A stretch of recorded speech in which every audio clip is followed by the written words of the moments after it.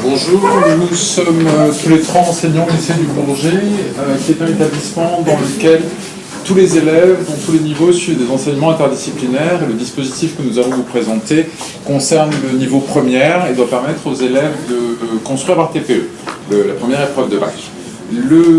Avant de vous présenter une vidéo qui va permettre d'expliciter comment fonctionne le dispositif, juste deux mots pour vous expliquer pourquoi on a choisi de faire travailler les TPE sous la forme d'une cartographie de controverses. La première chose, c'était d'éviter le copier-coller assez classique de ce genre de travail, mais surtout, c'était de faire en sorte que les élèves soient confrontés à la complexité, d'abord la complexité de la recherche scientifique, puisque dans une cartographie de controverses, les élèves doivent travailler sur le positionnement des acteurs, de mesurer la scientificité des arguments proposés, par exemple, mais aussi de confronter les élèves à la complexité de la prise de position politique, de la prise de position et de décision citoyenne, puisque une controverse présente toujours différentes solutions entre lesquelles chaque société doit trancher tôt ou tard.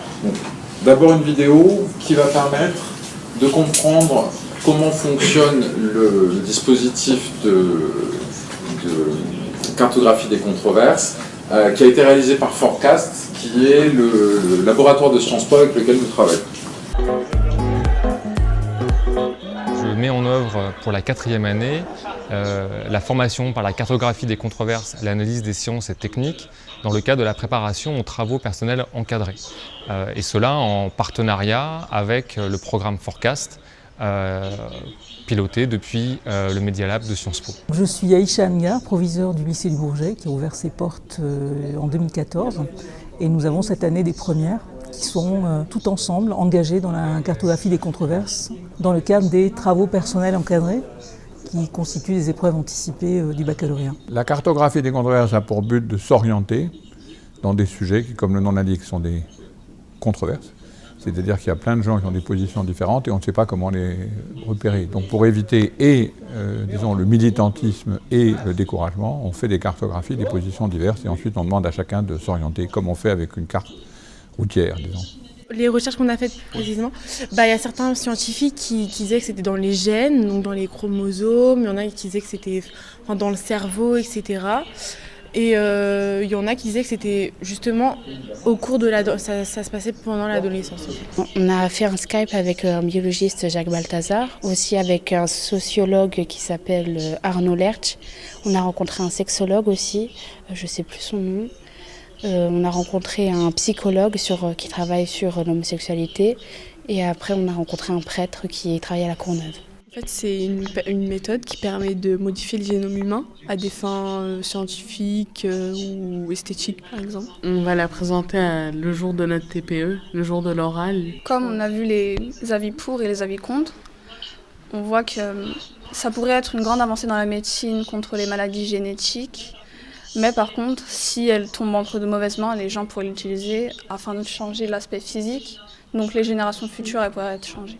On se voit donc 3 heures par semaine pour des recherches, parfois informatiques, où ils viennent avec des articles qu'on traite ensemble. Et il s'agit notamment que ces élèves comprennent combien ce qu'ils apprennent est traversé de très nombreuses questions sociales, de questions éthiques, environnementales, et ainsi de sortir d'une logique de la science avec un grand S, et de prendre la mesure que ce qu'ils sont en train d'apprendre est encore en train finalement de s'élaborer en permanence.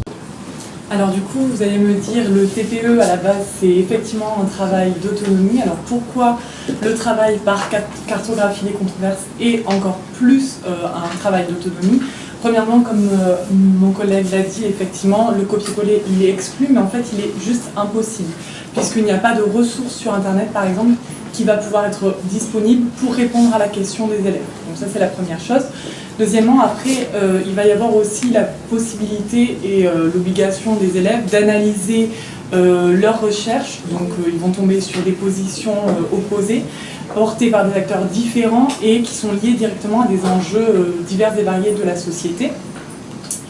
Ils vont forcément devoir adopter un esprit critique, forcément, au vu de ces sources, des discours des acteurs auxquels ils vont faire face. Et ensuite, effectivement, ça va être pour eux l'inverse de la façon dont ils conçoivent le savoir, puisqu'il n'y a pas de réponse possible, véritable, etc. Il n'y a pas effectivement de solution, de bonne réponse, mais puisque tout simplement la controverse est dynamique et encore active.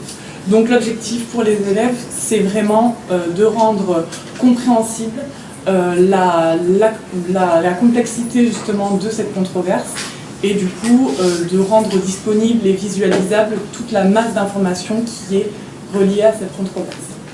Merci. And for anyone who doesn't understand French, we have translations of everything that was said and of the video in English. So you can just come see us. Et si vous voulez voir un exemple de ce que peut être une cartographie de controverse, une présentation de cartographie de controverse, on a mis sur la Merci. Merci.